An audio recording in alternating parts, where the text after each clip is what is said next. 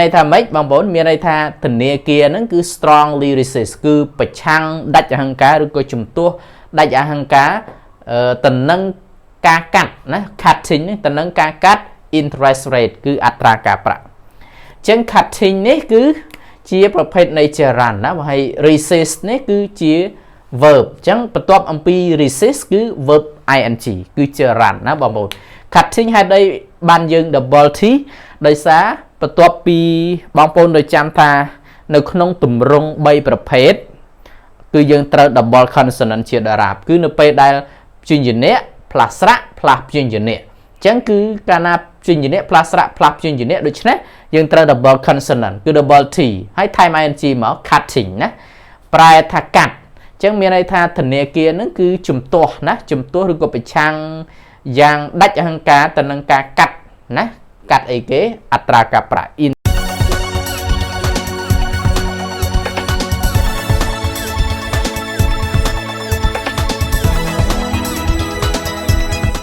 โอเคสุดท้ายบางบนปริบันเอรินเอาไปสั่งแคลบัตแค่ในวิลมาจูบสายจิตไม่ให้ชมยกเจรันได้จีเมรีนมวยเปะปอนจมวยหนึ่งคลำซาในวัยกอไปสั่งแคลนับบัตให้ในขนมเจรันนี้บางปอนเจ๊คือบางปอนงีสรู้สำหรับขนมการสื่อ writing and also speaking โอเคจังมุนโจดอลคลำซาขยมtry to speak English and with the definition of using gerund. You know, when we talk or we refer to the gerund, it's mean we use verb ing. But there are many words that use in gerund. Right now we are going to the straight point together. We are going to learn about the resist. Resist is the conscious word. And after the verb using after gerund,After resist, we must use gerund. Okay, ខ្ញុំបញ្យល់ថា gerund នេះគឺជាប្រភេទនៃកិរិយាសព្ទមួយដែលយើងផ្ដោតទៅលើកិរិយាសព្ទ verb ing ណានៅពេលដែលបងប្អូនប្រើពាក្យ resist បន្ទាប់ពីវាគឺយើងត្រូវប្រើ verb ing ឬក៏យើងនិយាយថា gerund ហ្នឹងគឺជាប្រភេទនៃ verb ing បាទអញ្ចឹង resist ណា resist ហ្នឹងប្រែថាប្រឆាំងឬក៏ជំទាស់ណាបងប្អូនបន្ទាប់អំពីការប្រើ resist បើអត់មាន noun ឬក៏ noun phrase ទេបងប្អូនត្រូវប្រើ gerund ណាបងប្អូនគឺ verb ing អញ្ចឹង resist ប្រែថាប្រឆាំងឬក៏ជំទាស់ឧទាហរណ៍ថាអានេះ form របស់វាគឺទម្រង់របស់វា resist plus gerund ឧទាហរណ៍ថា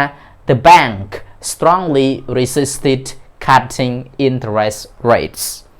the bank strongly resisted cutting interest ratesមានន័យថាម៉េចបងប្អូនមានន័យថាធនាគារហ្នឹងគឺ strongly resist គឺប្រឆាំងដាច់អហង្ការឬក៏ជំទាស់ដាច់អហង្ការទៅនឹងការកាត់ណា cutting ទៅនឹងការកាត់ interest rate គឺអត្រាការប្រាក់អញ្ចឹង cutting នេះគឺជាប្រភេទនៃ gerund ណាហើយ resist នេះគឺជា verb អញ្ចឹងបន្ទាប់អំពី resist គឺ verb ing គឺ gerund ណាបងប្អូន cutting ហេតុអីបានយើង double t ដោយសារបន្ទាប់ពីបងប្អូនដោយចាំថានៅក្នុងទម្រង់3ប្រភេទគឺយើងត្រូវ double consonant ជាតារាបគឺនៅពេលដែលព្យញ្ជនៈ plus ស្រៈ plus ព្យញ្ជនៈអញ្ចឹងគឺកាលណាព្យញ្ជនៈ plus ស្រៈ plus ព្យញ្ជនៈដូច្នេះយើងត្រូវ double consonant គឺ double t ហើយ time ing មក cutting ណាប្រែថាកាត់អញ្ចឹងមានន័យថាធនាគារហ្នឹងគឺជំទាស់ណាជំទាស់ឬក៏ប្រឆាំងយ៉ាងដាច់អហង្ការទៅនឹងការកាត់ណាកាត់អីគេអត្រាការប្រាក់ interest rate ហ្នឹងគឺអត្រា interest ហ្នឹង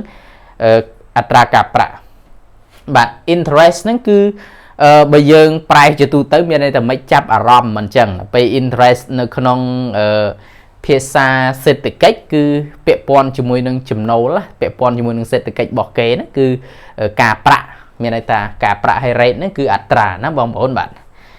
ឧទាហរណ៍មួយទៀត he resisted being handcuffed he resisted being handcuffed មានន័យថាម៉េចគាត់ប្រឆាំងណាប្រឆាំងឬក៏គាត់ជំទាស់ណាជំទាស់ទៅនឹងគេ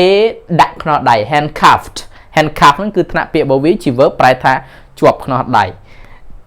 ដូច្នេះបងប្អូនមកមើលកិរិយាសព្ទ resist នេះគឺជា verb ហើយ being នេះគឺជា gerund ណា បន្ទាប់អំពី resist គឺយើងប្រើ verb ing អញ្ចឹង he resisted being handcuffed មានន័យថាគាត់ជំទាស់ណាជំទាស់ទៅនឹងគេដាក់ខ្នោះដៃរបស់គាត់គាត់មានកំហុសអីផងអញ្ចឹងកាលណាគេមកចាប់ប្រកាន់គាត់អត់មានកំហុសគឺគាត់ប្រកាសជាជំទាស់ហើយគាត់បដិសេធគាត់ជំទាស់ថាគាត់អត់បានប្រព្រឹត្តធ្វើនៅអំពើអញ្ចឹងទេណាអញ្ចឹង he resisted being handcuffed គាត់គឺជំទាស់ទៅនឹងការដាក់ខ្នោះដៃមួយទៀត I resisted leasing the land to the foreigners I resisted leasing the land to the foreigners មានន័យថាម៉េចខ្ញុំ I resisted មានន័យថាខ្ញុំជំទាស់ទៅនឹងអីគេការជួលដី leasing ហ្នឹងប្រែថាជួលឬក៏យើងភាសាច្បាប់មានន័យថាភតិសន្យាមានន័យថាជួលនៅដី to the foreigner ទៅឲ្យជនជាតិបរទេសអញ្ចឹងគាត់បដិសេធឬគាត់ជំទាស់ថាมันអាចជួលដីទៅឲ្យជនជាតិបរទេសបានទេពីព្រោះជនជាតិបរទេសបើយើងនិយាយក្នុងភាសាច្បាប់ជនជាតិបរទេសដីមួយចំនួនអត់អាចខ្លាយទៅជាជនជាតិអត់អាចខ្លាយទៅជាម្ចាស់កម្មសិទ្ធិនៃដីបានទេណានៅក្នុងផ្នែកមួយចំនួនប៉ុន្តែអាគារចាប់ពីជាន់ទី2ឡើងទៅគឺជនជាតិបរទេសគាត់មានសិទ្ធិណាគាត់មានសិទ្ធិគាត់មានសិទ្ធិជាម្ចាស់កម្មសិទ្ធិហើយក៏មានសិទ្ធិក្នុងការប្រើប្រាស់ប៉ុន្តែបើគាត់ឲ្យអ្នកតំណាងរបស់គាត់ក្នុងការចូលរួមមានន័យថាគាត់ចង់ទិញដីឬក៏គាត់ចង់ជួលអាគារចង់ជួលអីចឹងទៅបើជនជាតិបរទេសហ្នឹងគាត់មានអ្នកតំណាងឲ្យគាត់គឺគាត់អាចទិញបានគាត់អាចជួលបានអញ្ចឹងណាបងប្អូនបាទការជួលនេះគឺវាអត់សំខាន់ទេការជួលយើងអាចទូទៅបានណាប៉ុន្តែការកាន់កាប់ដីដូចជាម្ចាស់កម្មសិទ្ធិគឺបើគាត់មានអ្នកតំណាងអូខេអញ្ចឹងខ្ញុំអត់និយាយវិញឆ្ងាយទេខ្ញុំគ្រាន់តែចង់បញ្ជាក់ថា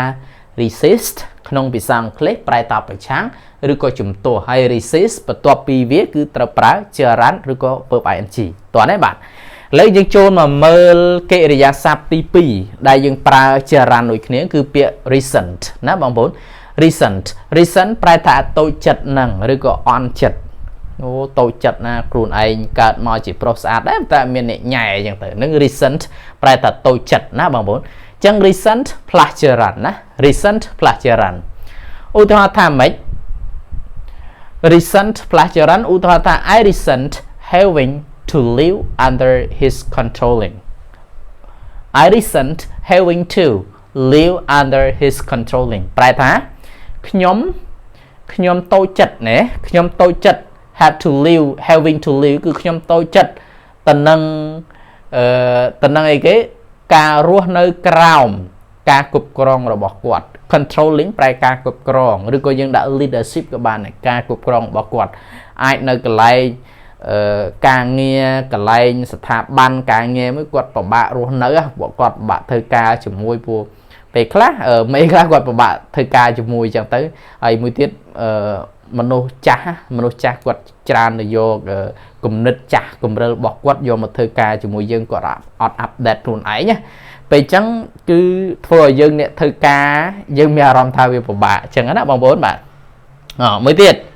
she bitterly resented being deserted she bitterly resented being deserted មានន័យថាម៉េចនាងតូចចិត្តយ៉ាង bitterly ប្រែថាយ៉ាងអីគេយ៉ាងល្វីងជូរចត់ណាឬក៏យើងប្រែថានាងតូចចិត្តក្នុងខ្លួនឯងខ្លាំងផុតណាតូចចិត្តអីគេនឹងត្រូវគេរត់ចោល deserted នឹងប្រែថារត់ចោលអញ្ចឹង resented នេះគឺកន្លែងនេះគឺជាអីគេជា verb ហើយបន្ទាប់អានេះមកគឺ being នេះគឺជា run អានេះដូចគ្នាដែរ resent នេះគឺជា verb ហើយបន្ទាប់ពីវាមកគឺ having នេះគឺជា verb ing ឬក៏ជា run ណាបាទអញ្ចឹងអាពាក្យ deserted នឹងប្រែថាគេរត់ចោលតូចចិត្តអន់ចិត្តខំស្រឡាញ់គ្នាខំទំនប់បំរុងខំថ្នាក់ថ្នមប្តីខំអីអញ្ចឹងណាទីបំផុតដល់ពេលប្តីនឹងឃើញអ្នកផ្សេងដែលល្អជាងប្រពន្ធនោះឯងរត់ចោលប្រពន្ធបាត់ឬក៏ប្តីពេលខ្លះខ្ញុំធ្លាប់ជួបពាក្យមួយដែលគេនិយាយថាមនុស្សប្រុសលួចមានស្រីឬក៏ក្បត់ប្រពន្ធលួចមានសហាយហ្នឹងគឺដោយសារតែចំណង់តណ្ហាផ្លូវភេទរបស់បុរសប៉ុន្តែមនុស្សស្រីដែលក្បត់ប្តីគឺដោយសារតែគិតថាគេនឹងល្អជាងប្តីខ្លួនឯង នឹងបាន deserted ត្រូវនឹងរត់ចោលនាងតូចចិត្តនឹងគេរត់ចោលណាបងប្អូនបាទមួយទៀត I don't resent being born as a son of my parents I don't resent being born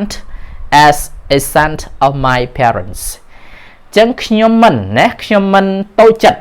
resent ប្រែថាមិនតូចចិត្ត being ដោយសារបន្ទាប់ពីវាគឺយើងត្រូវប្រើ being ខ្ញុំមិនតូចចិត្តនឹងអីគេនឹងការកើតឬក៏ការបដិសន្ធិជាកូនប្រុសនៃឪពុកម្ដាយរបស់ខ្ញុំទេគាត់អត់តូចចិត្តទេអ្នកខ្លះបងប្អូនអ្នកខ្លះគាត់កើតមកក្នុងជីវភាពក្រីក្រលំបាក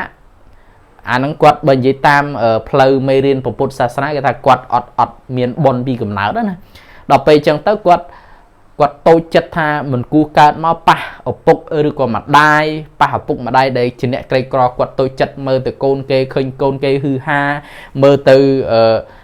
មិត្តភ័ក្តិផ្សេងទៅគេមានគ្រឿងទំនើបប្រើប្រាស់របស់ប្រើប្រាស់អញ្ចឹងគាត់កើតនៅក្នុងតកូលអ្នកក្រីក្រគាត់បែរជាតូចចិត្តគាត់អត់ពេញចិត្តនៅអ្វីដែលគាត់មានអញ្ចឹងទៅគាត់មកបន្ទោសឪពុកម្ដាយអីចឹងទៅ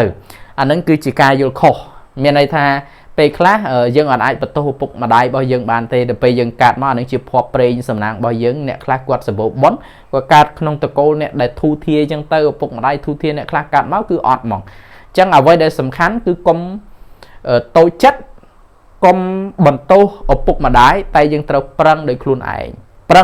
ឯងចាប់ពីបាត់ដៃទទេរហូតដល់ធ្វើឲ្យខ្លួនឯងមានអ្វីគ្រប់យ៉ាងជាពិសេសគឺការសិក្សារៀនសូត្រអានេះគឺជាចំណុចសំខាន់ណាស់បងប្អូនបាទកុំតូចចិត្តណា